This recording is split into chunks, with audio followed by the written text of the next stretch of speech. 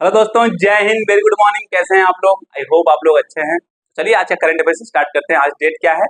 24 जुलाई 2024। आज का current affairs बहुत इंपॉर्टेंट है, प्लीज एंड तक जरूर देखिए। अगर पसंद आए तो लाइक शेयर सब्सक्राइब जरूर करिएगा। चलिए स्टार्ट करते हैं। 24 जुलाई 2024 करंट अफेयर। सबसे पहला न्यूज है, अभी आपको पता है 22 जुलाई को इकोनॉमिक सर्वे पार्लियामेंट के अंदर प्रेजेंट किया गया, उससे रिलेटेड न्यूज है। इकोनॉमिक सर्वे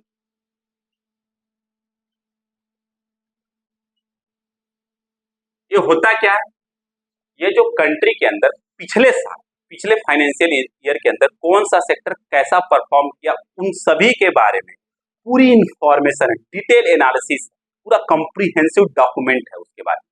जैसे कोई बच्चा जब स्कूल जाता है तो एग्जाम देता है, टेस्ट देता है, तो उसके बाद उसका रिकॉर्ड मिलता है। ठीक उसी तरीके से कंट्री के पिछले साल का पूरा रिकॉर्ड रखता है। समझ में आएगा? इसको तैयार कौन करता है उसको देख लेते हैं। इसको तैयार करता है, प्रिपेयर किया जाता है डिपार्टमेंट ऑफ इकोनॉमिक अफेयर द्वारा। Department of economic affair.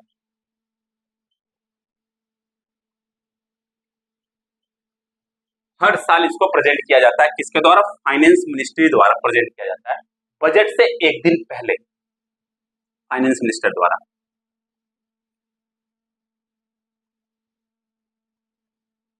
और हमारे फाइनेंस मिनिस्टर कौन है?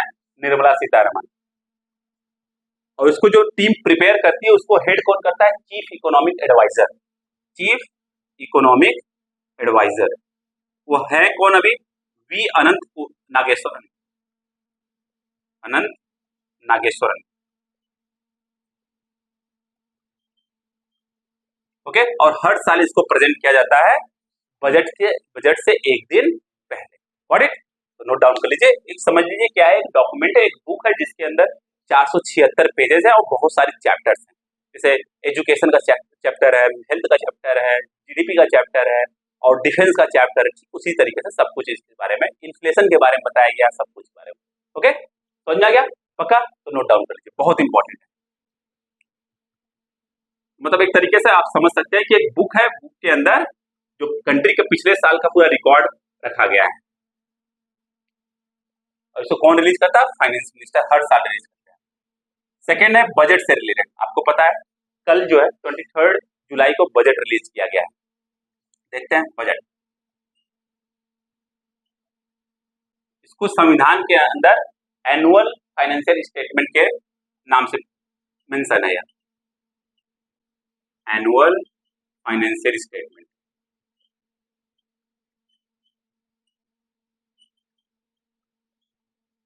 जो कि आर्टिकल 112 के अंदर मेंशन है। 112 के अंदर इसको मेंशन किया गया है। और बजट होता क्या है?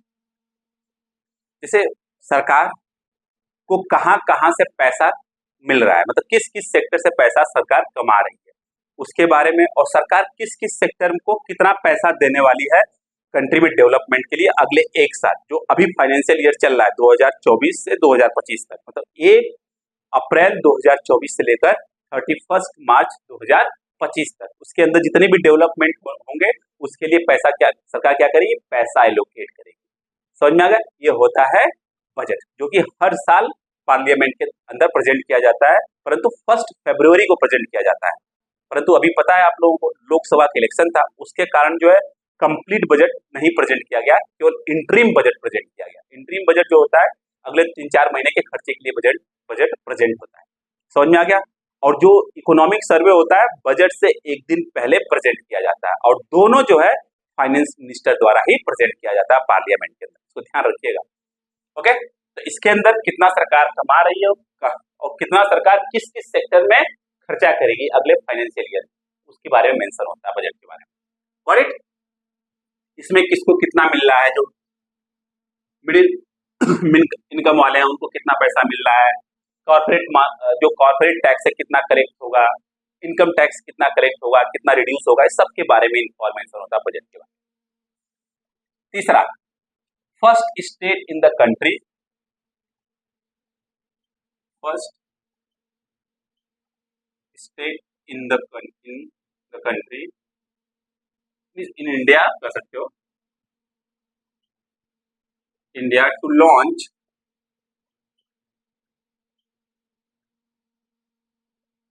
gross environment protection index, protection या प्रोडक्ट इंडेक्स, इसको शॉर्ट में बोलते हैं हम लोग GEP index, gross environment product index. किस लिए लॉन्च किया जा रहा है इसको? इन्वायरमेंट प्रोटेक्शन के लिए, फॉर इन्वायरमेंट प्रोटेक्शन।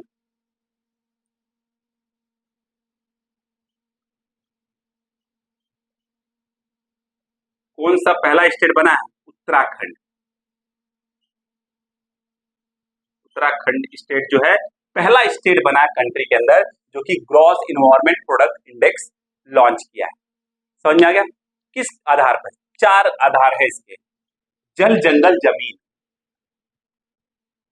जल, जंगल, जमीन एंड और वायु।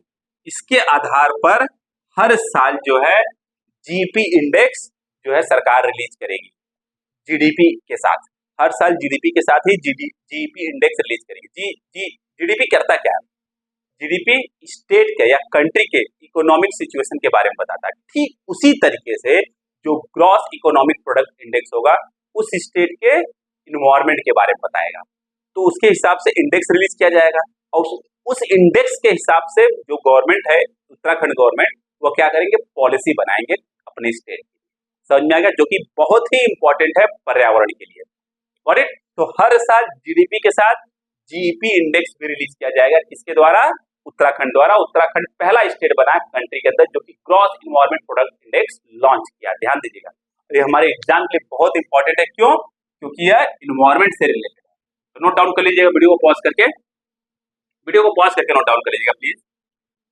Best performing state under the प्रधानमंत्री स्वनिधि स्कीम। सबसे अच्छा परफॉर्म करने वाला स्टेट कौन सा है? बेस्ट परफॉर्मिंग स्टेट अंडर प्रधानमंत्री स्वनिधि स्कीम।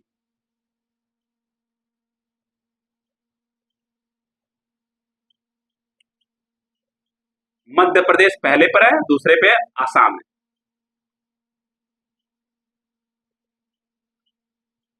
ये प्रधानमंत्री स्वनिधि स्कीम है क्या? कब लॉन्च किया गया? किस मिनिस्ट्री ने लॉन्च किया है? तो प्रधानमंत्री जो स्वनिधि स्कीम है यह 1 जून 2020 को लॉन्च किया गया था। 2020 को लॉन्च किया गया था और उसका जो प्रमुख मिनिस्ट्री है वह ministry of housing and urban affair है। Ministry of housing and urban affair, short में लिख दिया मैंने, ministry of housing and urban affair. तो किसके लिए है? जो स्ट्रीट वेंडर्स होते हैं, जैसे मान लीजिए सड़क के किनारे जो ठेला लगाते हैं, उनको सरकार जो है सस्ते इंटरेस्ट पर 80,000 का लोन देगी, जिससे कि वो अपने बिजनेस को क्या कर सके? स्टार्ट कर सके, अपने बिजनेस को और आगे बढ़ा सके। तो स्ट्रीट वेंडर के लिए है। और स्ट्रीट वेंडर सड़क के किनारे जो ठेले लगाते हैं, सब्जी के लगाए, किसी चीज का भी, तो उनको क्या करेगी सरकार? लोन देगी सस्ते इंटरेस्ट रेट पर 80,000 रुपया, जिससे कि वो अपने बिजनेस को स्टार्ट कर सके, आगे बढ़ा सके। समझ में आ गया? यह है प्रधानमंत्री स्वनिधि स्कीम का उद्देश्य, जिसमें मध्य प्रदेश ने पहला स्थान प्राप्त किया है और आसाम ने दूसरा स्थान। जो कि नोडल मिनिस्ट्री कौन सा है? Main ministry, ministry of housing and urban affair.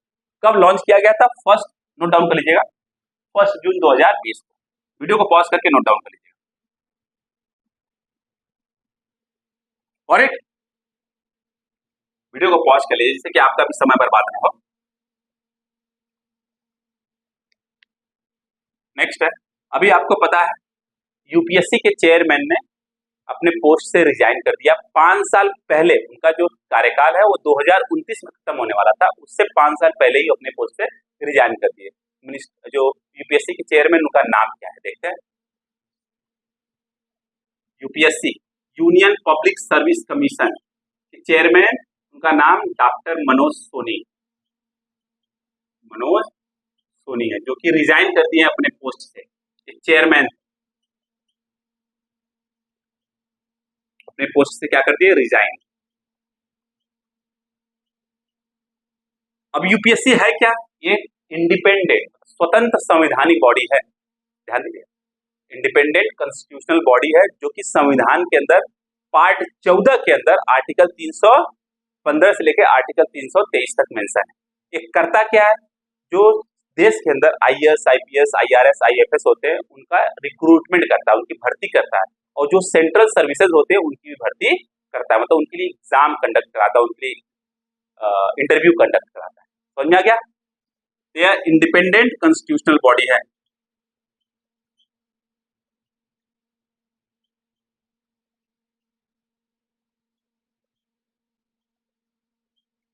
Part constitution के पार्ट 14 में इसको मेंशन किया गया, पार्ट 14 में आर्टिकल 315 से लेकर आर्टिकल 323 तक यह मेंशन किया गया है। समझ में आ गया पक्का। जो आईएएस, आईपीएस, आईआरएस, आईएफएस और सेंट्रल सर्विसेज होते हैं उनका रिक्रूटमेंट का काम करता है, और जो स्टेट गवर्नमेंट है या जो सेंट्रल गवर्नमेंट है इनसे मतलब कंसल्ट कर सकते हैं जब भी किसी का प्रमोशन कराना हो, पोस्ट मतलब उसको एक जगह से दूसरी जगह ट्रांसफर करना हो, कंसल्ट कर सकते हैं, मैंडेटरी नहीं। समझ में आ गया। ये सब काम कौन देखता है, यूपीएससी देखता है, भर्ती का पूरा। गॉट इट पक्का, तो नोट डाउन कर लीजिए। और जाने से पहले अगर वीडियो पसंद आए तो इसको लाइक शेयर सब्सक्राइब जरूर करिएगा, और बेल आइकन दबाना बिल्कुल मत भूलिएगा, नहीं तो नोटिफिकेशन मिस कर देंगे। Okay bye bye, take care, पढ़ते रहिएगा।